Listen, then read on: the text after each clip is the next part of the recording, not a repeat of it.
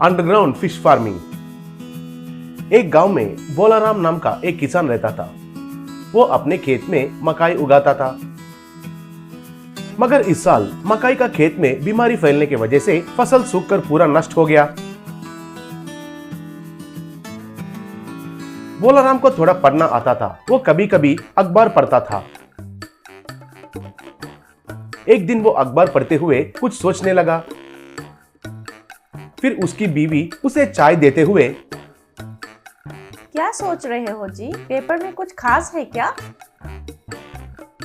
मछलियों का फार्मिंग के बारे में। अभी तो सब फसल खराब हो गया। मछलियों को तो कितना बीमारी आते होंगे। इसीलिए हमारे खेत में अंडरग्राउंड में पालेंगे तो कैसा होगा, ये सोच रहा हूँ। कुछ ना कुछ करके इस साल गुजारने के लिए देखिए, कहकर अंदर चली गई। फिर बोलाराम ने पेपर में जो है वो पूरा पढ़ा।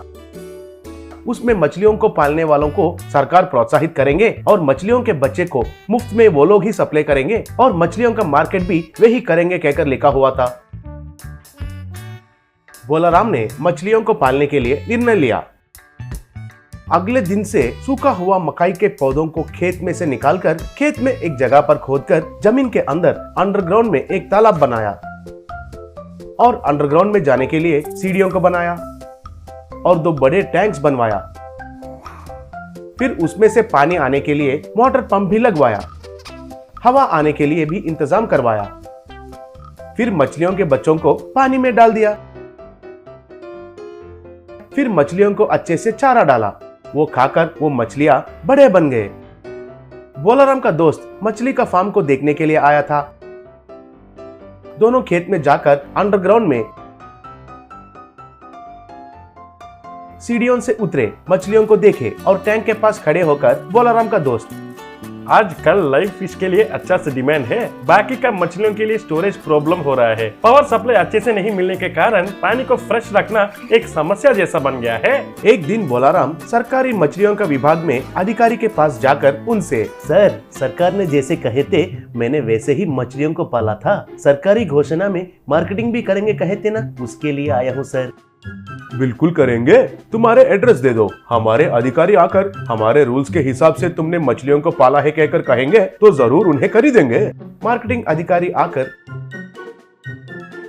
मछली तो बड़े अच्छे हैं, अच्छे से पाला है कहकर खुश हो गया। बोलाराम का मछलियों को अच्छे से गिराक मिला। वे लोग बहुत खुश हो गए। एक गांव में राणा नाम का आदमी रहता था। राणा क्या व्यापार करना है, बहुत सोचने के बाद नजदीकी बैंक से लोन लेकर एक जेसीबी खरीदा। राणा की पत्नी शीतल उस जेसीबी के टायर के नीचे नींबू रखा। राणा उसे कुचलकर उसका व्यापार शुरू किया।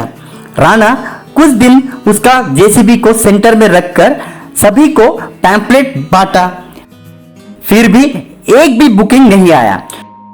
कुछ महीनों के बाद शीतल, क्यों जी, जेसीबी बिजनेस अच्छा है सोचकर इतना खर्चा करके खरीदा, अभी तक एक भी बुकिंग नहीं आया। बाजू के बैंक में से ईएमआई बोरो करके नोटिस पे नोटिस आ रहा है जी, अभी क्या करेंगे जी? इस गांव में एक भी नया घर नहीं बन रहा है, सभी लोग पुराने घर में ही रह रहे हैं। इस गांव में ही नहीं बल्कि आजू बाजू के सभी गांव घूमकर आ चुका हूं, कहीं पे भी रोड या कोई फ्लाईओवर नहीं बांध रहे। उनके ऊपर भरोसा करके जेसीबी खरीदकर पूरी तरह से डूब गए। अभी इसे आधे दाम में ही खरीदने वाला भी कोई नहीं है। क्या करना है मुझे कुछ समझ में नहीं आ रहा है। जेसीबी सिर्फ कंस्ट्रक्शन के कामों में ही उपयोग आता है जी, और किन किन कामों में इस्तेमाल हो सकता है वो थोड़ा सोचिए।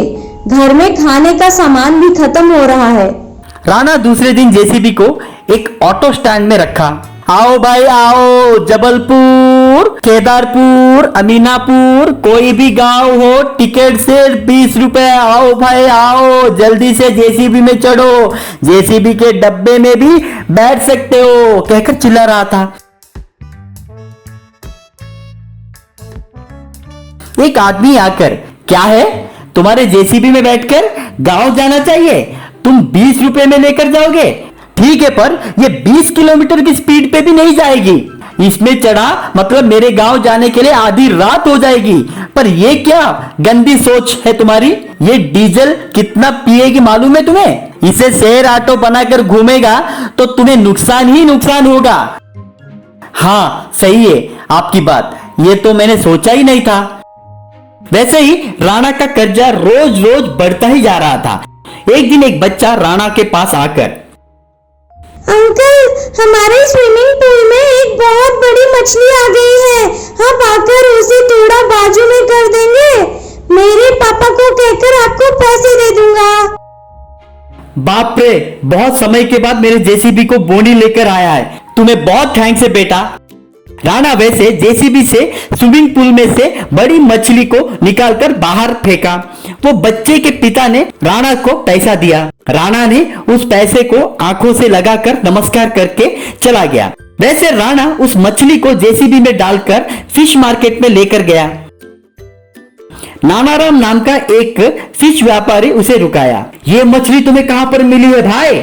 ये बहुत ही कीमती मछली है, सिर्फ बाढ़ के वक्त ही समंदर से बाहर निकलती है, इसे मुझे बेचो, तुम्हें 10,000 रुपया दूंगा। राणा ने खुशी से ठीक है कहकर व्यापारी को मछली दे दिया, उसे पैसे देकर। इस तरह की मछलियां तुम्हें मिलने पर किसी को मत बेचना, मेरे पास ही लेकर आना। तभी राणा को एक आइडिया आया। उस दिन से राणा उसके जेसीबी से उन मछलियों को पकड़ना शुरू किया। मछलियां आकर उस जेसीबी के डब्बे में गिरने लगी। वो देखने वाले बाकी लोग आश्चर्य से देखने लगे। राणा जेसीबी को मछली मार्केट में लाकर मछलियों को उन्हें बेचता था। राणा को कभी कभी बड़ी मछलियां मिल जाती थी और उन मछलियों को राणा लाकर नानाराम को बेचता था। ऐसे जेसीबी में रोज टन के हिसाब से मछलियां गिरने पर राणा ने बहुत पैसा कमा लिया। एक साल में ही बैंक का लोन भी चुकता हो गया। वो देखकर शीतल बहुत खुश हुई। राणा उसे रास्ता दिखाने वाले बच्चे को हर महीना कोई ना कोई खिलौना खरीद के देता था।